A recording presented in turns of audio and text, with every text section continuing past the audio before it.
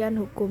Hukum adalah seperangkat aturan yang mengatur perilaku manusia dalam masyarakat. Aturan ini dibuat oleh lembaga yang berwenang dan bertujuan untuk menciptakan ketertiban, keadilan, serta melindungi hak-hak setiap individu.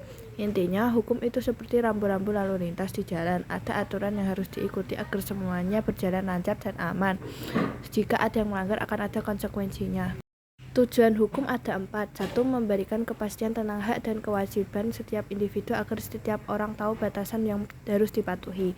2. Melindungi kepentingan masyarakat secara keseluruhan dari berbagai macam ancaman. 3.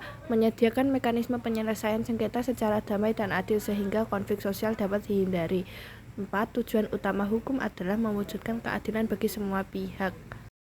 Fungsi hukum. Fungsi hukum ada 2. 1. Fungsi hukum yang mengatur. Hukum pada dasarnya adalah seperangkat aturan yang dibuat untuk mengatur perilaku manusia dalam bermasyarakat. Mengatur di sini berarti hukum memberikan batasan-batasan atau pedoman tentang apa yang boleh dan tidak boleh dilakukan oleh individu maupun kelompok dalam kehidupan yang bermasyarakat. 2. Fungsi hukum yang memaksa. Selain mengatur, hukum juga memiliki sifat memaksa. Artinya, hukum memiliki kekuatan untuk membuat seseorang atau kelompok mematuhi aturan yang telah ditetapkan. Manfaat hukum. Manfaat hukum ada 5. 1. Melindungi hak asasi manusia. 2. Menyelesaikan sengketa atau konflik. 3. Menjamin ketertiban dan keamanan. 4. Menjaga keseimbangan sosial. 5. Memberikan kepastian hukum.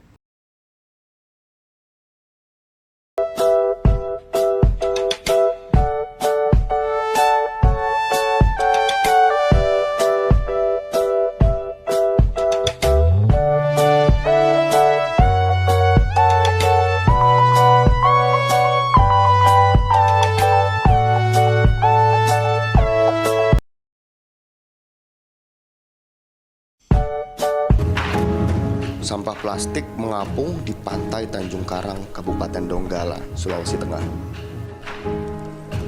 Ikan seperti melihatnya sebagai makanan. Dahulu pantai ini bagai surga.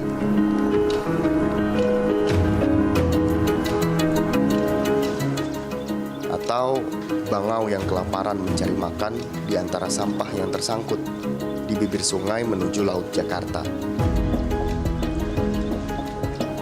Sampah-sampah ini terbawa aliran sungai mulai dari hulu.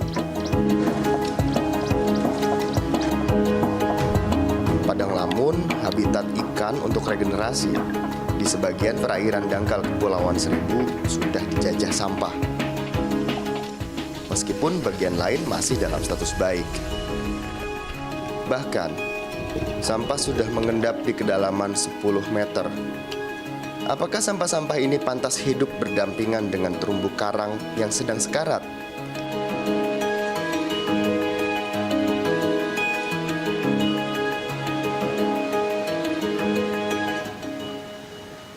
Lalu setiap awal tahun, sampah yang terbawa arus sampai di Pantai Kute dan Seminyak, Bali.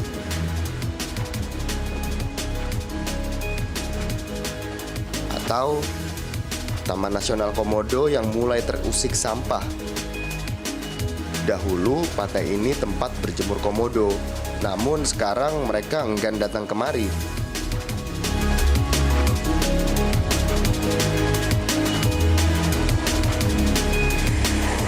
Bergeser sedikit ke Pantai Pink, arus membawa sampah hingga ke bibir pantai.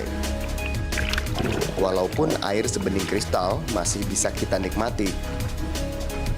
Mendekati wilayah populasi manusia dan hiruk-pikuk pariwisata. Air keruh ini berada di dekat Pulau Bajo. Saya hampir tidak bisa melihat sekeliling. Pulau tak berpenghuni sekitar 1 km di seberang Labuan Bajo.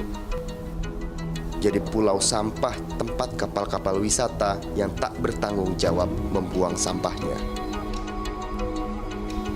Hingga seekor monyet minum sisa air dari botol plastik bekas.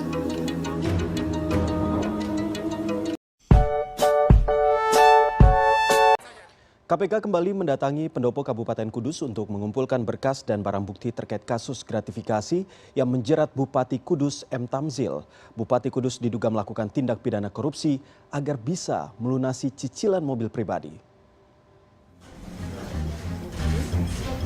Bupati Kudus HM Tamzil resmi ditetapkan sebagai tersangka atas dugaan pemberian hadiah pengisian jabatan di Kabupaten Kudus. KPK mengatakan pelunasan cicilan mobil diduga menjadi motif utama Bupati Kudus melakukan korupsi. Saat dicecar pertanyaan oleh awak media, Tamzil membantah pernah meminta dan menerima uang dari stafnya. Tapi Bapak minta apa untuk mobil itu, Pak? Ya. Cicilan mobil, Pak? Staf khusus saya. Yang Pak foto itu perintah Bapak itu, Pak? Saya nggak perintah. Oh, nggak perintah. Pagi udah 2 kali. Ya mungkin begitulah kira-kira. Ini merupakan kali kedua Tamzil terjerat kasus korupsi. Tamzil yang juga Bupati Kudus periode 2003 hingga 2008 pernah divonis bersalah atas kasus korupsi dana pendidikan Kabupaten Kudus. Saat itu, Tamzil dijatuhi hukuman 22 bulan pidana penjara. Tindakan pidana korupsi yang berulang dilakukan Tamzil membuat KPK mempertimbangkan untuk menuntut Tamzil dengan hukuman maksimal. Bahkan KPK mempertimbangkan untuk menuntut Tamzil dijatuhi hukuman mati. Kalau sudah berulang kali bisa ada, ya, bisa nanti tuntutannya sampai dengan hukuman mati. Tapi nanti keputusannya, ya, ini masih dalam pengembangan terus. Nanti akan kita umumkan setelah ini.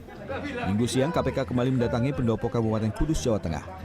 Sejumlah petugas KPK melakukan penggeledahan di beberapa ruangan yang disegel pada Jumat lalu. Ada sekitar 5 petugas yang mengenakan rompi KPK dalam pemeriksaan tersebut. Pemeriksaan berlangsung sekitar 7 jam, mulai pukul 10 hingga pukul 5 sore. Tim Liputan CNN Indonesia.